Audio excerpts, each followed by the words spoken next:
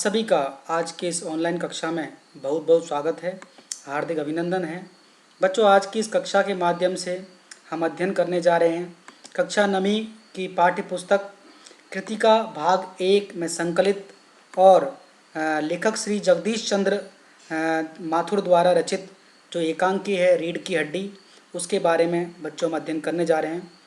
बच्चों, ये इस एकांकी इस जो पाठ है रीढ़ की हड्डी, इसका पहला वीडियो है। इस वीडियो के माध्यम से हम इस एकांकी के सार के बारे में, लेखक के परिचय के बारे में विस्तृत रूप से अध्ययन करेंगे। बच्चों, जैसा कि ये पाठ का नाम है, शीर्षक है रीढ़ की हड्डी।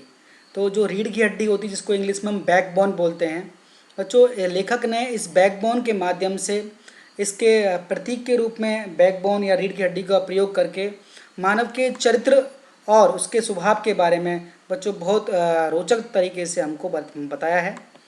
बच्चों, सबसे पहले हम जानने का प्रयास करते हैं लेखक श्री जगदीश चंद्र माथुर जी के बारे में, जिसकी छवि आपको दिखाई पड़ रही है। ये लेखक श्री जगदीश चंद्र माथुर हैं। इनके व्यक्तित्व के बारे में जानने का प्रयास करते हैं। जैसा कि आपको इस छवि में इनकी और भी छवि दिखाई पड़ रही हैं। लेखक ये आज थोड़ी से अधेड़ उम्र के हैं, ठीक है। तो इनका जो जन्म है वो क्या नाम से ये सन 1917 में हुआ था और मृत्यु इनकी 1978 में हुई। ये बहुत फेमस नाटककार रहे हैं। इनका जन्म उत्तर प्रदेश में हुआ।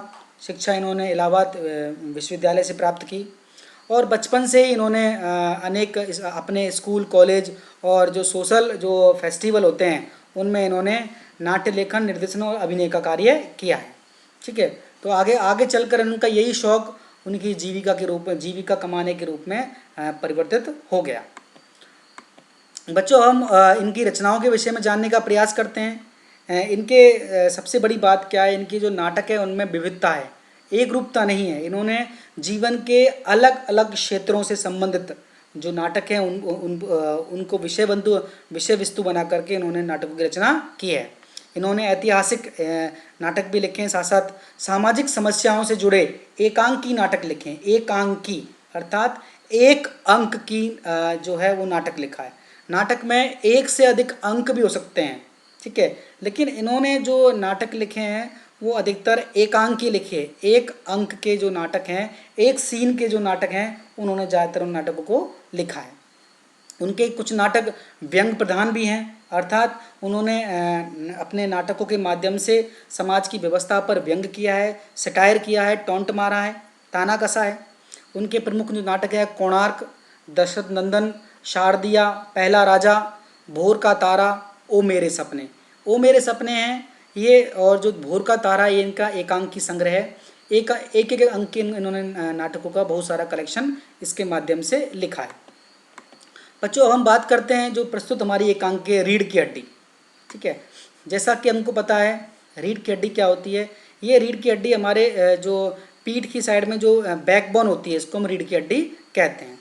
अब जैसा हम विज्ञान में बच्चों आपने पढ़ा होगा कि जो रीढ़ की हड्डी है वो क्या करती है, वो हमारे शरीर को सीधा रखने का कार्य करती है, ठीक है।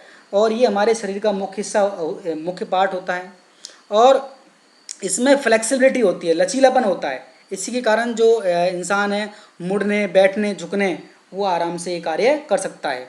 अगर उसमें फ्लेक्सिबिलिटी नहीं हो तो इंसान बिल्कुल स्टैचू बन जाएगा, ठीक है।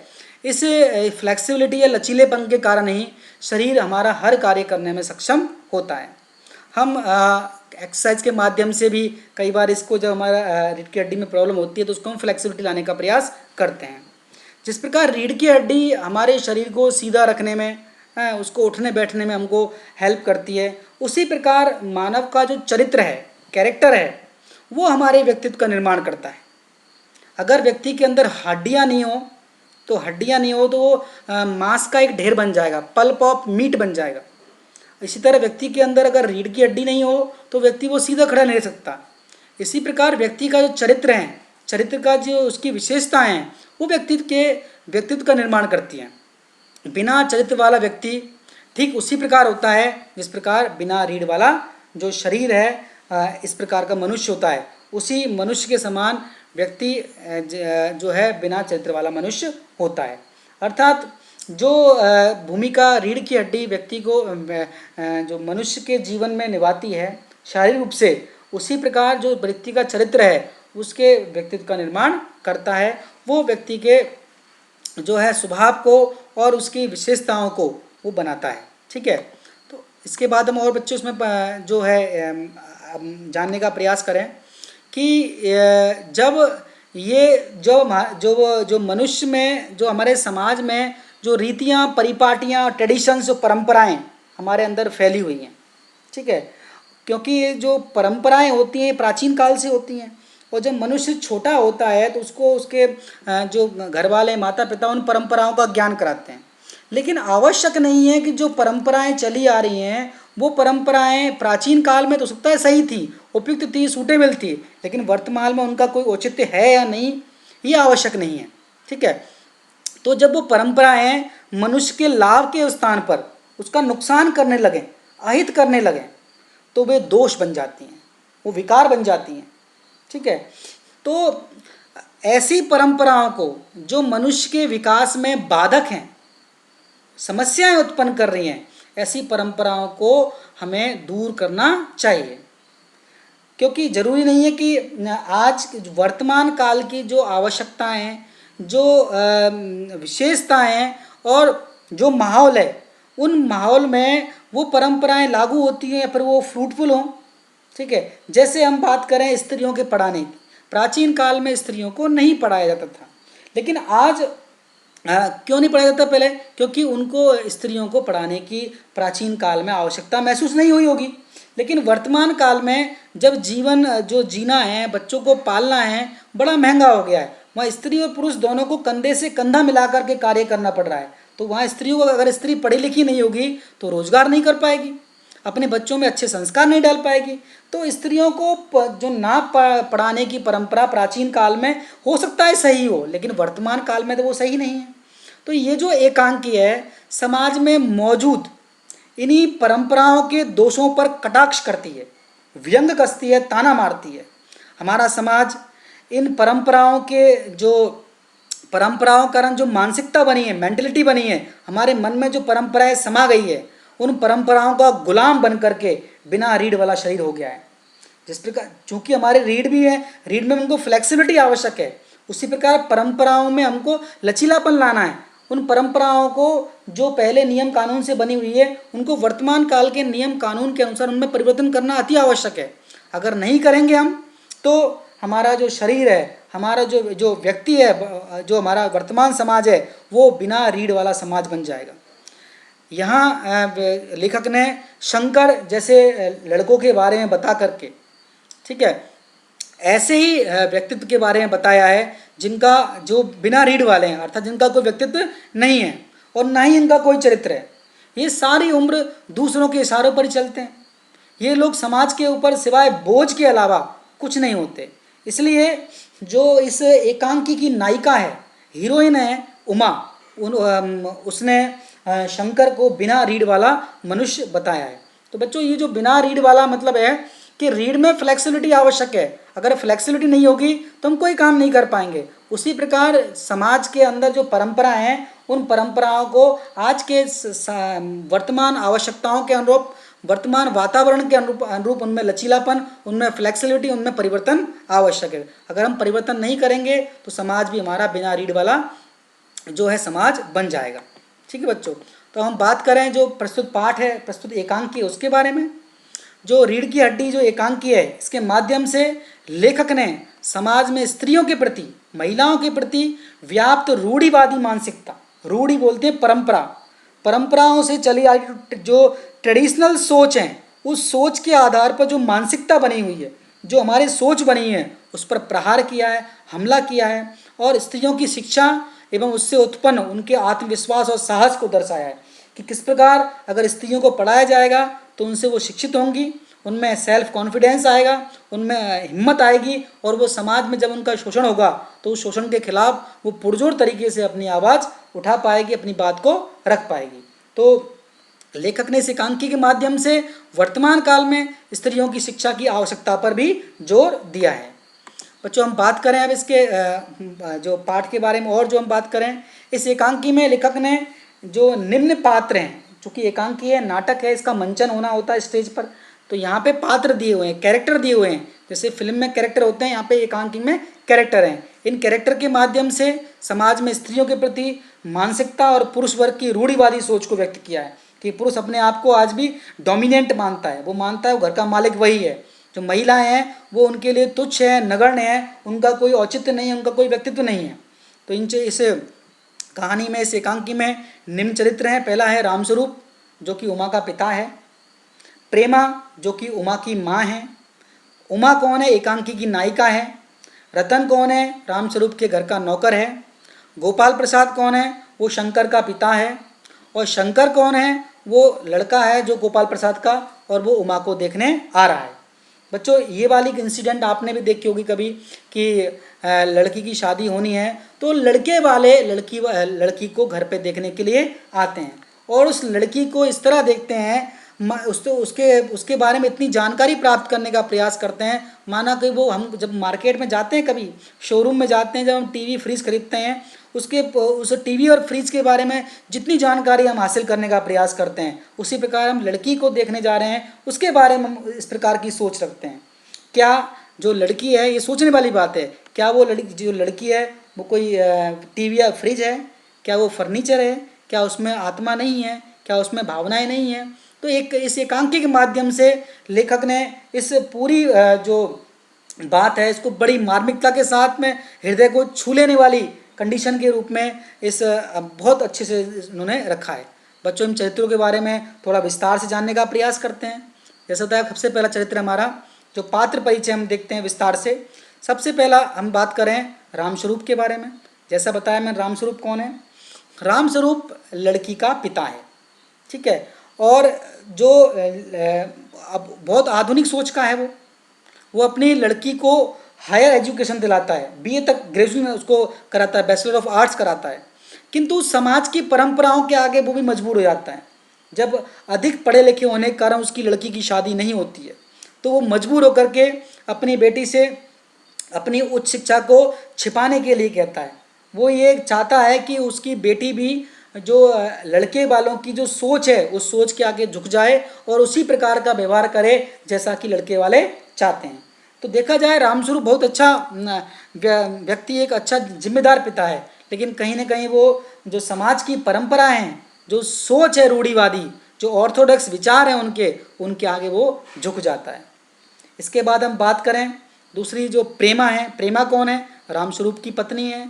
और जो उमा है उसकी माँ है, लड़की की माँ है, रामस्वरूप की पत्नी है, एक ट्रेडिशनल महिला है।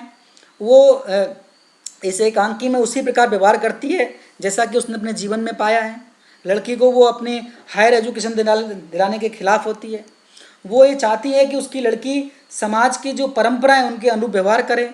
उसे लगता है कि अगर लड़की आगे पढ़ लेगी तो लड़की काबू से बाहर हो जाएगी, हाथ से निकल जाएगी, क्योंकि उच्च शिक्षा प्राप्त होने पर लड़की को अपने अधिकारों का ज्ञान हो जाएगा। तो प्रेमा है, प्रेमा का जो चरित्र है वो एक परंपरावादी, एक अनपढ़ टाइप की और समाज की रूढ़िवादी सोच के अनुसार चलने वाली एक महिला का चरित्र हमारे सामने रखा गया है। अब हम बात करें नौकर रतन के बारे में। रतन कौन है? घर का सर्वेंट है, जैसा कि हमारे अधिकांश घरों में होते हैं। वो मालिक और मालकिन की पूरी बात सुने बिना कार्य करता है। इसके कारण कई बार वो मालिक और मालकिन से फटकार भी पाता है, लेकिन इसके बावजूद भी वो हंसता रहता है। क्यों हंसता रहता है? कि मालिक और जो मालकिन डांट रहे हैं तो उसके पास क्या ऑप्शन है कि वो उनका हंसे नहीं, तो अगर गुस्सा भी करेगा तो क्या लाभ होने वाला है। तो यहाँ पे नौकर रतन है। इसके बाद हम बात करते हैं गोपाल प्रसाद की। गोपाल प्रसाद कौन है? गोपाल प्रसाद उस लड़के का बाप है जो कि रामस्वरूप की जो बेटी उमा है उसको देखने आ रहा है। और लड़के का नाम शंकर है। तो ये गोपाल प्रसाद कौन है? शंकर का पिता है, पेशे से वकील है और निहायत ही कंप्लीटली चालाक है। उसकी जो मेंटलिटी है वो दोहरी है। दोहरी मतलब डबल मेंटलिटी का है। कैसे? वो अपने बेटे को तो वो हायर एजुकेशन दिलाना चाहता है, जो कि उसका बेटा उस हायर एजुकेशन के लायक भी नहीं है। और उसको बहू कैसी चाहिए? उसको बहू चाहिए कि बहुत कम पढ़ी लिखी। क्यों चाहिए कम पढ़ी लिखी बहू? ताकि उस पर अगर कोई अत्याचार और जुल्म किए जाएँ तो वो अत्याचार और जुल्म को चुपचाप सहन कर ले, ठीक है। तो कम से वो ज़्यादा मैट्रिक पास उसको बहू चाहिए। सबसे बड़ी बात क्या है? वो शादी को बिजनेस मानता है। एक व्यवसाय मानता है। ठीक है, तो जैसे कि शादी में दहेज वगैरह होता है, लेने देने की बात होती है, तो इस प्रकार की मेंटलिटी का व्यक्ति है वो। जैसा कि आपको इमेज के माध्यम से दिख रहा है कि ये जो उसका पिता है और ये बेटा है, दोनों ही निहायत ही चालाक और धूर्त प्रवृत्ति के हैं। और सबसे बड़ी बात क्या है, गोपाल प्रसाद जो है वो एक जो मेल है, पुरुष वर्ग है, उसको श्रेष्ठ मानता है।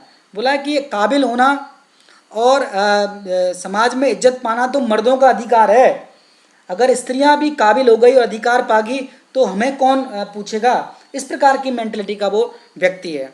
और बात बात पर वो अपने गुजरे हुए ज़माने की बात करता है कि हमारा ज़माना था हम ये करते थे, हमारा ज़माना था हम वो करते थे।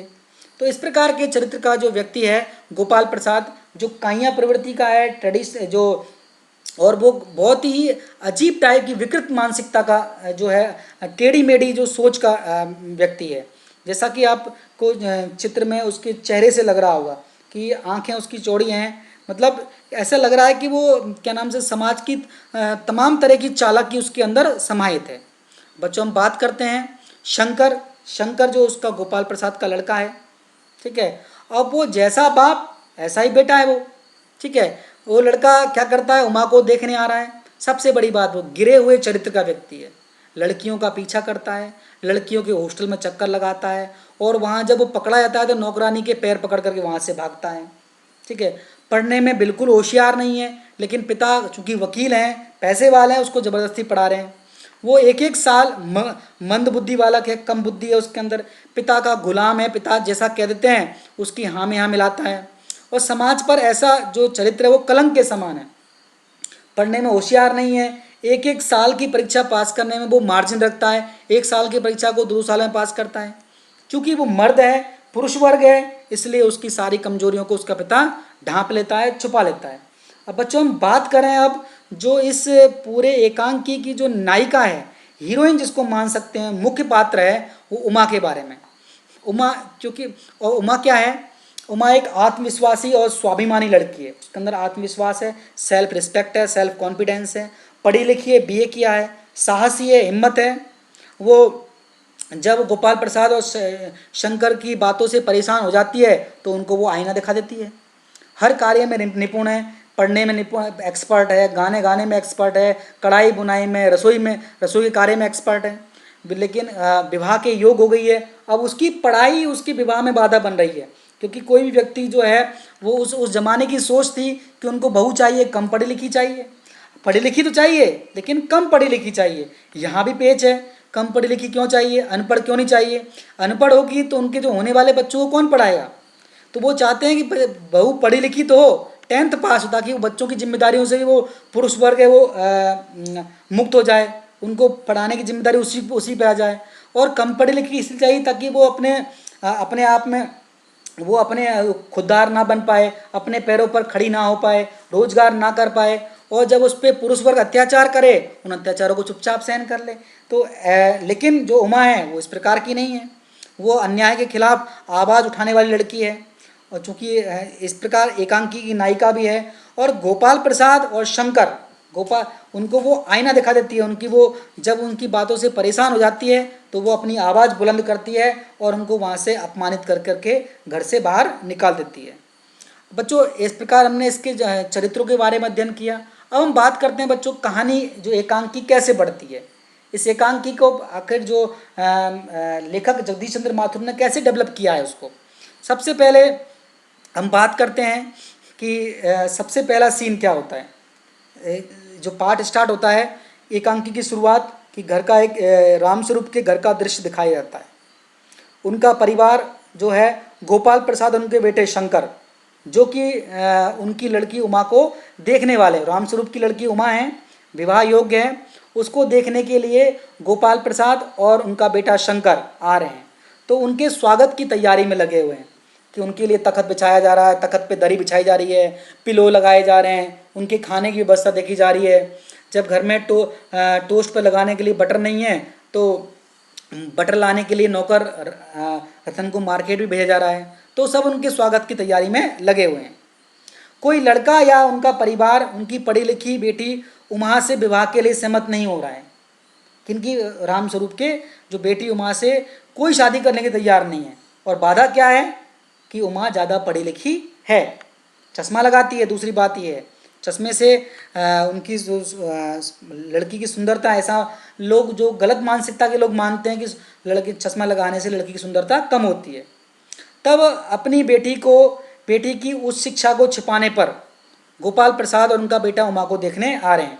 मतलब रामस्वरूप ने गोपाल प्रसाद और उनके बेटे शंकर से उनकी उच्च शिक्षा को छुपाया है। उनके सामने ये पेश किया है कि मेरी लड़की कम पढ़ी लिखी है, सिर्फ 10th ही पास है। तो इनके झूठ को सच मान करके गोपाल प्रसाद और शंकर उनकी लड़की उमा को घर पे देखने आ रहे हैं। ठीक है, अब इसके बाद क्या होता है, कहानी जो एकांकी आगे बढ़ती है। इसके बाद इसमें दिखाया जाता है कि किस प्रकार रामस्वरूप और उनकी पत्नी प्रेमा है, उनके बीच में नोक झोंक चल रही है।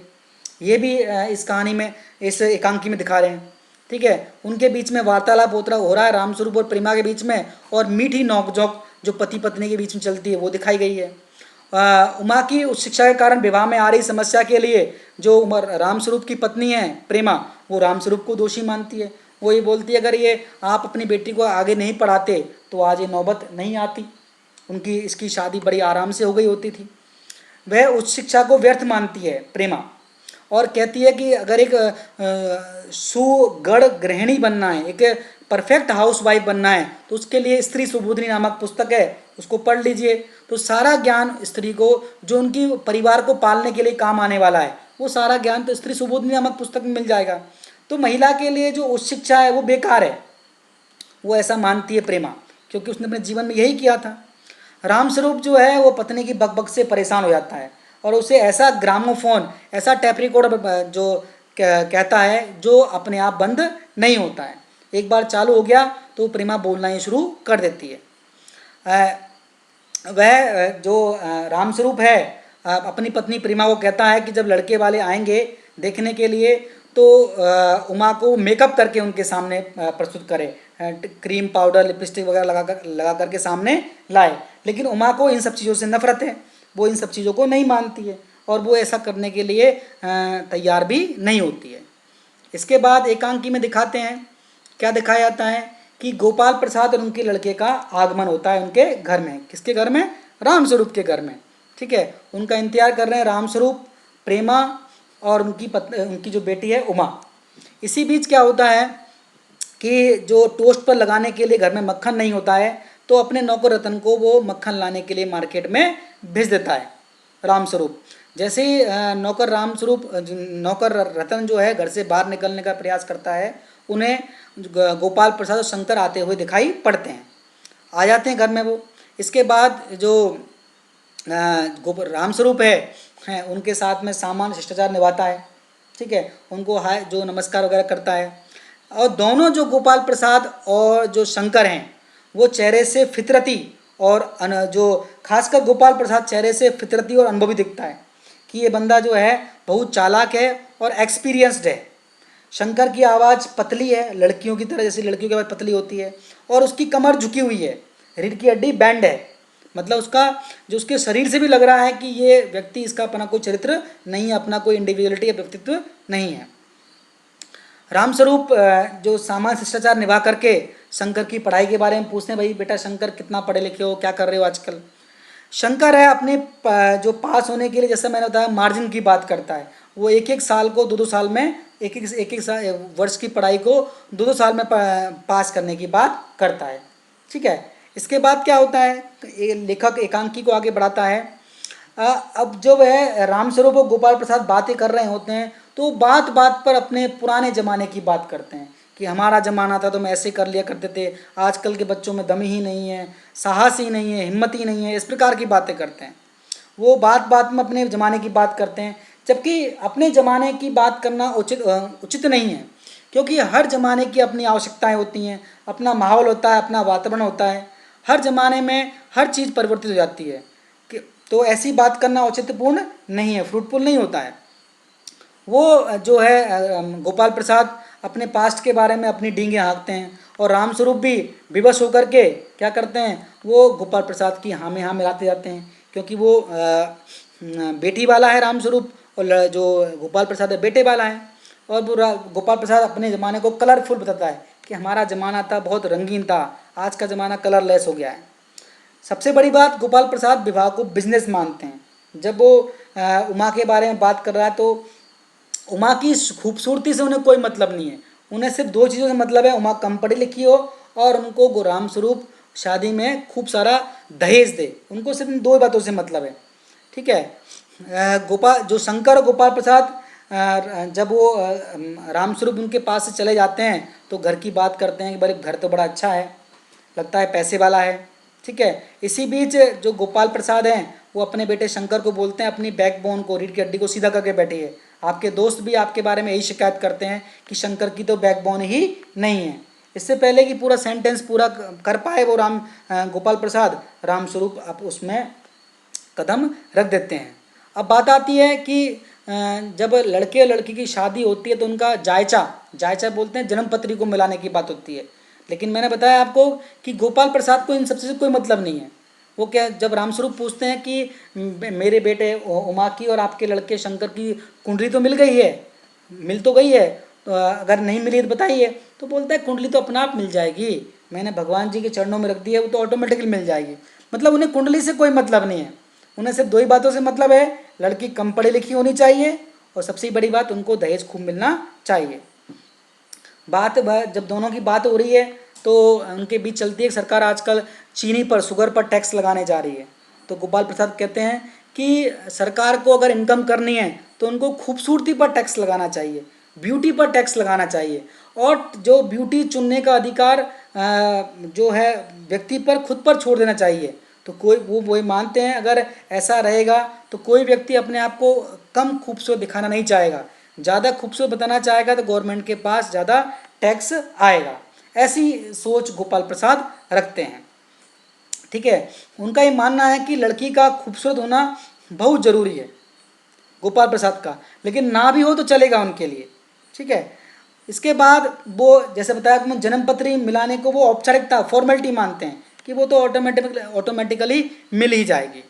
उन्हें कम पढ़ी लिखी लड़की बहू के रूप में चाहिए, हद से हद मैट्रिक पास, ये उनकी प्रॉपर रिक्वायरमेंट है, अर्जेंट मतलब फोरमोस्ट रिक्वायरमेंट है, सबसे बड़ी रिक्वायरमेंट। इसके बाद लेखक जो है कहाँ एकांकी को आगे बढ़ाते हैं कि उनकी लड़का लड़की के प्रति क्या सोच है गोपाल प्रसाद की। वो ये मानते हैं कि पढ़ना और काबिल होना, इन बातों पर सिर्फ लड़का या पुरुष वर्ग का ही हक है, महिला वर्ग या लड़कियों का कोई हक नहीं है। वो ये मानते हैं कि अगर वे जो हैं जो पुरुषों को महिलाओं से श्रेष्ठ और योग्य मानते हैं कि काबिल होना और अधिकार प्राप्त करना तो पुरुषों का अधिकार है।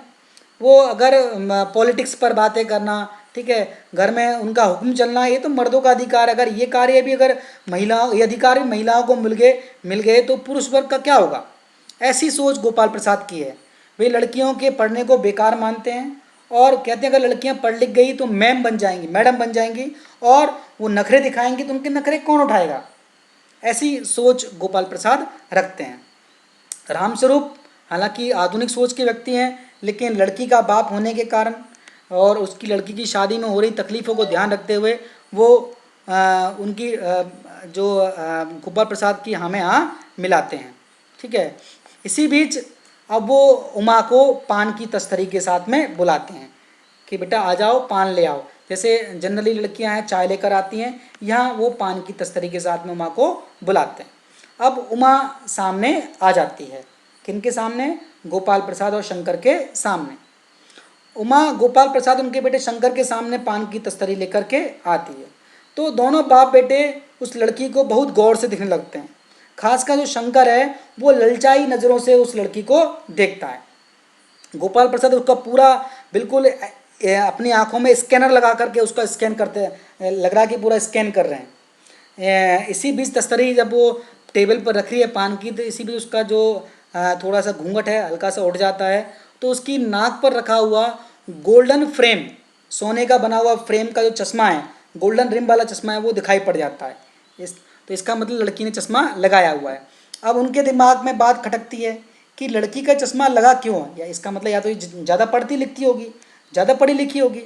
ठीक है। लेकिन जब वो पूछते हैं कि आप ज़्यादा पढ़े लिखे हो तो उमा के पिता रामस्वरूप है वो कहते हैं, बहाना बना देते हैं कि उमा की आंख दुखनी आ गई थी, रेड हो गई थी, इसलिए उन्होंने सिर पे चश्मा शौक के लिए पहना हुआ है। ऐसा कह करके वो बात को संभालते हैं। ठीक है। बाद में वो रामस्वरूप उमा से गाना गाने के लिए कहते हैं, तो उमा बड़ी तल्लीनता के साथ बड़े भाव विभोर होकर के मीरा का भजन गाती है वो। ठीक है। इसी बीच उसकी जो नज़र है वो गोपाल प्रसाद के जो लड़का शंकर है उससे मिल जाती है, और वो शंकर को उसकी नज़र मिलती देखते ही पहचान लेती है। ठीक है। इसी बीच गोपाल प्रसाद बार बार सवाल करता है उमा से उसकी पढ़ाई के बारे में, विभिन्न प्रकार के कार्य वो जानते हैं, क्या क्या जानती है, सिलाई पढ़ाई लिखाई सबके बारे में पूछते हैं। तो बार बार रामस्वरूप उसके उमा के बदले जवाब देते हैं। इस बात से वो परेशान हो जाता है गोपाल प्रसाद, और वो कहता है कि आपकी लड़की गूंगी है, आप उसको बोलने दीजिए। ठीक है। जब वो उसके बोलने वाली बात आती है तो उमा है वो गोपाल प्रसाद की बातों से पहले ही परेशान हो रही होती है, वो उनको जवाब देती है। वो उन पर व्यंग कसती है गोपाल प्रसाद पर कि वह तो मेज कुर्सी की तरह बेजान है और भेड़ बकरियों की तरह बेजुबान है, उसे बोलने का कोई हक है ही नहीं। आप तो ऐसे मुझे और ना ही उस लड़की को अपनी पसंद और नापसंद बताने का अधिकार है।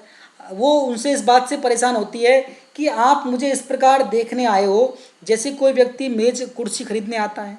ठीक है। जब आप खरीद रहे हो तो आप खुद देख लीजिए। ठीक है।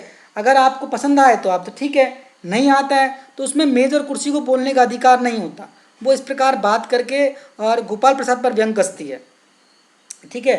अब उस गोपाल प्रसाद जो उमा की बात सुन करके गोपाल प्रसाद उसकी ये समझ जाते हैं कि लड़की ज़्यादा पढ़ी लिखी है, अपने अधिकारों की बात करती है। वो गोपाल प्रसाद से उमा ये भी कहती है कि आप जिस तरह मुझसे या मेरे परिवार से बात कर रहे हो, आपको ऐसा लगता है कि सिर्फ इज्जत आपकी है, हमारी कोई इज्जत नहीं है। मैं आपके लिए गुड़िया के समान हूँ या घर में रखे किसी सामान की तरह हूँ। उसमें भाव क्या मेरे अंदर भावनाएं नहीं है? क्या आपको सिर्फ आपकी इज्जत है, क्या मेरी कोई इज्जत नहीं है? क्या मेरा अपमान नहीं हो रहा आपकी इन बातों से? तो इस प्रकार जब वो इस प्रकार बात करती है तो गोपाल प्रसाद समझ जाते हैं कि लड़की कम पढ़ी लिखी नहीं है बल्कि खूब पढ़ी लिखी है। ठीक है। और उमा बाद में फिर आगे भी बोलना जारी रखती है। वो उनकी अच्छे से उनकी जो है वो अपमान करती है। वो कहती है कि आपकी बातों से मेरे और मेरे परिवार का बहुत अपमान हुआ है। ठीक है। और वो ये कहती है कि हाँ, जब वो गोपाल प्रसाद पूछता है कि आप पढ़ी लिखी हो, कि हाँ मैंने पढ़ाई की है, कोई चोरी नहीं की, कोई अपराध नहीं किया है, मैंने ग्रेजुएशन किया, मैं बीए पढ़ी लिखी हूँ। ठीक है। वो पढ़ना कोई अपराध नहीं है। अब इस प्रकार उसकी पढ़ाई की बात सुन करके गोपाल प्रसाद अचंभित हो जाते हैं। इसी बीच वो गोपाल प्रसाद से ये भी बोलती है, आप मेरे बारे में इतना पूछ रहे हो, अपने बेटे के बारे में आप जानते हो?